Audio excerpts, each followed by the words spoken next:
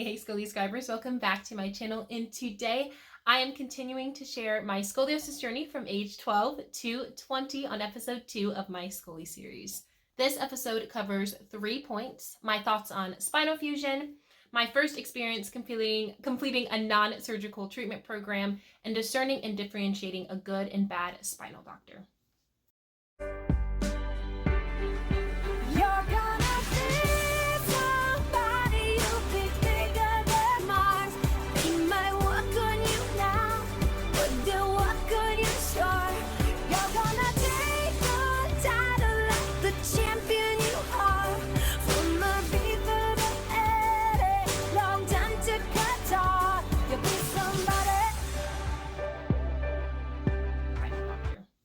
Now, before I begin, I do want to mention that I think on episode 1 I had said that I was doing physical therapy and bracing when I was 13 years old.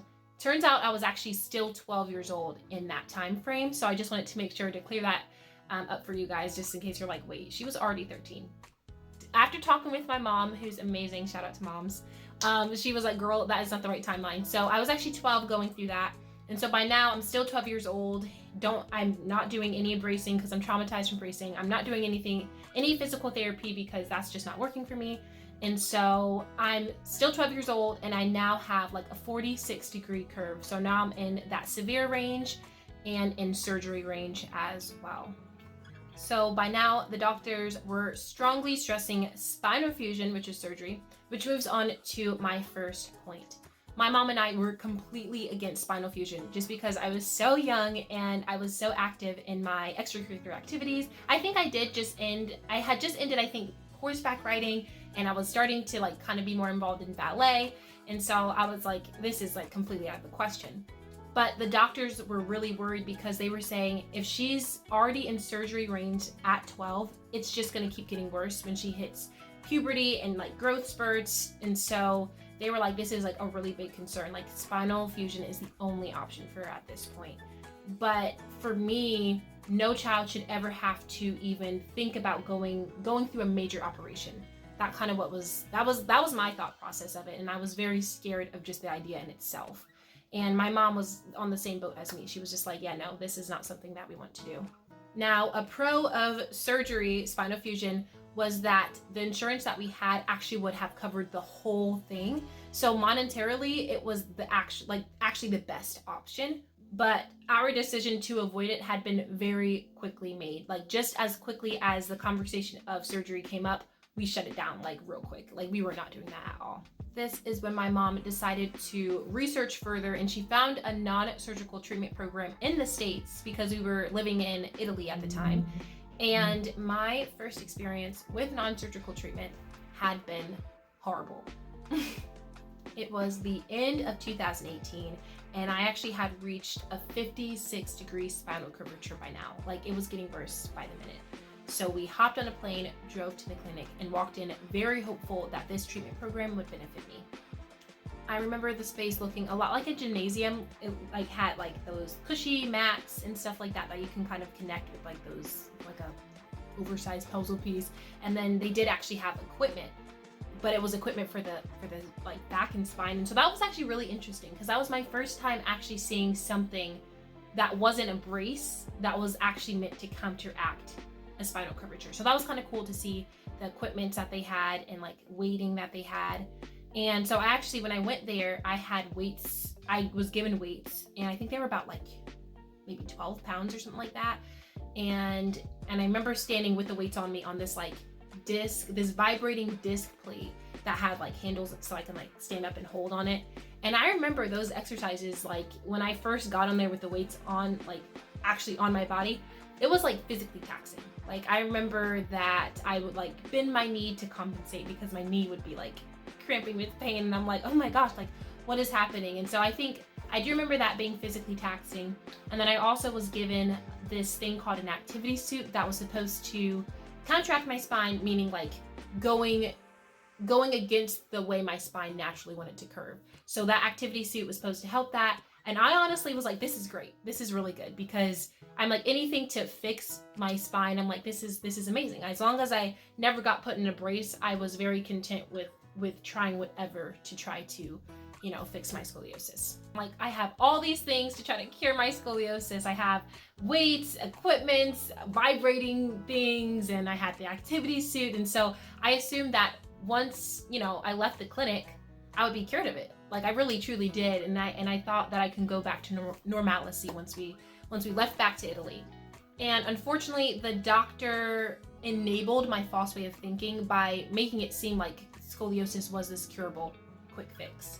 This doctor in particular wasn't so much focused on the exercise equipment or the rehabs or the weighting as much as he was focused on research and vitamins. He believed that, it was a neurological problem, which scoliosis is, but he was more focused on that.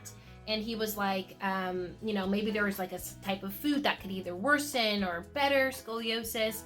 And I actually remember taking this DNA type test. It wasn't really a DNA test, but it was almost something like that, because he was like, well, maybe there's something as to why you have scoliosis. Maybe there could be this type of vitamin that can kind of, tell your brain, okay, like just tell your body to be straight. And so I remember doing that, but like I said, as long as I didn't have to wear the brace, I was willing to try whatever to try to fix it. And so the treatment program in itself lasted for about a week. So it was a lot like a 9-to-5 job. So I would go in the morning, do my exercises, the weighting, and then I'll have a lunch break, and then I would go back in the afternoon, do my exercise equipment and stuff, and then I would leave in late afternoon. So the treatment program in itself lasted for about a week. And at the end of that week, the doctor claimed that my spinal curvature actually decreased. It got better. And come to find out that it actually, I think that program made it worse. For instance, the activity suit I was given was going with my spine as opposed to against it. So it actually just made me curve even more. And yeah, so that kind of is what made my first experience horrible. That and that the doctor wasn't being completely honest as far as my results, and then also as far as enabling my false way of thinking as well. He was just like, oh yeah, this is going to be a quick fix. It's going to be easy. You're going to be cured of this. And so yeah, that experience was crazy. And the doctor essentially swindled my parents for thousands of dollars. It was a lot of money. While this experience was truly horrible, this did give my mom discernment as to what was a good and bad spinal doctor, which moves on to my last point. One, a good spinal doctor always prioritizes lessening the spinal curvature of the patient. Like I said, when I went to that treatment program, that doctor was so focused on the research and stuff like that, that I felt more like a test subject. I'm like, bro, I came in here to try to, get my spine better, get it straighter. And so I think, you can kind of tell and discern if they're good by their motives of, okay, what are you actually trying to achieve? And then also that could be monetary wise as well. I'm so glad that my mom was such an integral part of my life, because without her, I would not even know that certain doctors were just trying to get us for our money or whatever. So just kind of having that discernment, okay, is the doctor's after money? Is the doctor's after research purposes? Is the doctor whatever after this and this and this, when they truly should just be trying to lessen that patient's curvature. I do want to note, however, that because most patients are diagnosed with idiopathic scoliosis, a lot of spinal doctors are left to try to pick up the puzzle pieces, put it together, and figure out the whys and what to do's about the condition. And so I do understand that there are some research that is needed, because scoliosis is not it's not been around for that long. I think only 100 years. And so I understand that there does need to be research. So I'm not saying oh, whatever doctor that's trying to research you is bad. No, but like I said, their main priority should be lessening that spinal curvature.